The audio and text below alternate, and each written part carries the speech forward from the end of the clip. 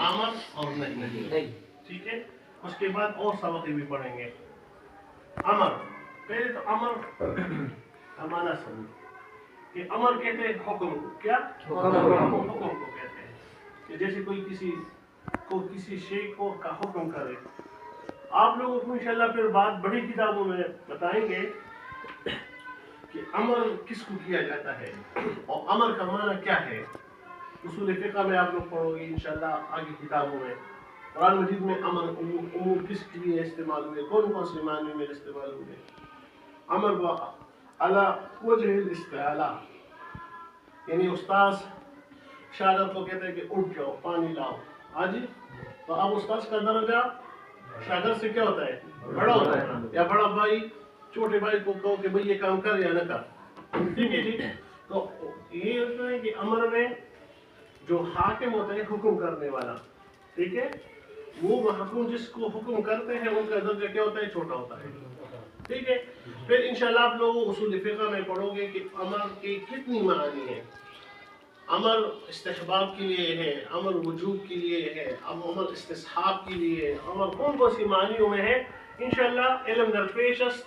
آگے بڑے کتابوں میں آپ لوگوں کو اصول شاشی, نور الانوار, حسانی وغیرہ میں آپ لوگ پڑھو گے. ٹھیک ہے.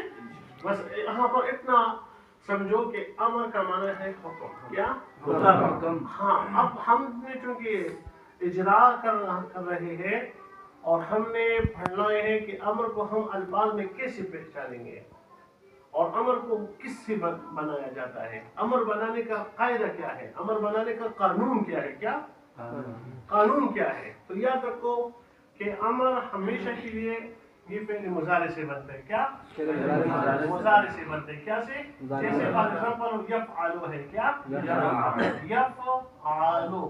تو امر بنانے کا قاعدہ یہ ہے کہ سب سے پہلے کہتے ہیں کہ علامت مضارع کو کیا کرو. ٹھیک ہے. پھر اس کے بعد اس کے عین کلمے کو دیکھو. کیا اگر وہ مفتوح ہے یا مکسور ہے تو حمزہ وصل. کیا حمزہ وصل مکسور. کیا شروع میں لے آؤ اور آخر کو جو مرفوع ہے اس کو کیا کر دو, جزم دے دو. کیا کر دے دو, جزم دے دو. جیسے یفعل سے کیا پھر کیا بن جائے گا, افعال. کیا افعال. ان کا معنی کیا ہوگا, اس کا معنی یہ ہوگا کہ تو کر. کیا تو کر. فار مثال کے طور پر اضرب. کیا تو مار. کیا تو مار.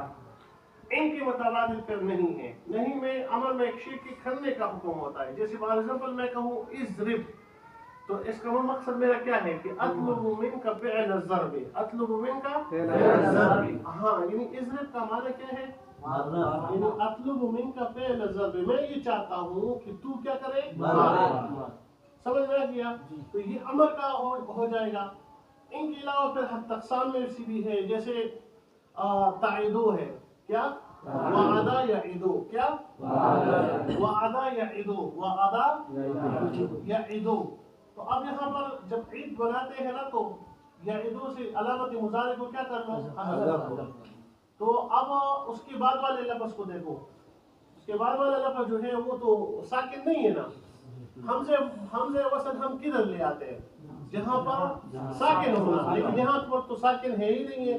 تو حمزہ وصل مکسور یا مضموم کی ضرورت نہیں ہے.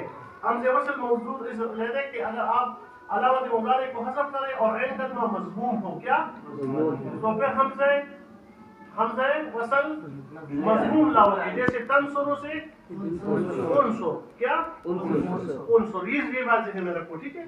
آگے تعیدو ہے تو علامت مضارع کو حذف کر دیا اور آخر کو کیا کر دیا, جزم دے دیا. تو تعیدو سے کیا بن گیا, اسی طرح تقی. کیا تقی سے کیا, علامت مضارع کو حذف کر دیا اور آخر کو کیا کر دیا, ساکن. تو جب ساکن کر دیا تو تقیوتنا تو یا وہ آپ لوگوں کی طرف کی وجہ سے کیا ہو جاتا ہے, حذف ہو جاتا ہے. تو تقی سے قی بن گیا. یہ امر بنانے کا قاعدہ ہو گیا.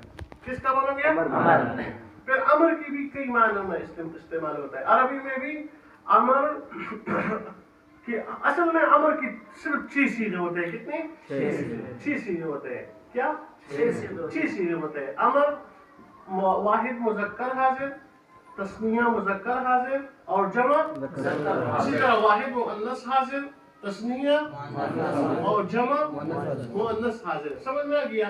لیکن اگر امر اور معنیوں میں استعمال ہو، یعنی غائب کے لیے وغیرہ وغیرہ کے معنی میں، تو وہاں پر پھر اس کی ترجمے میں چاہیے اور تاکہ والا ترجمہ ہوگا. کیا؟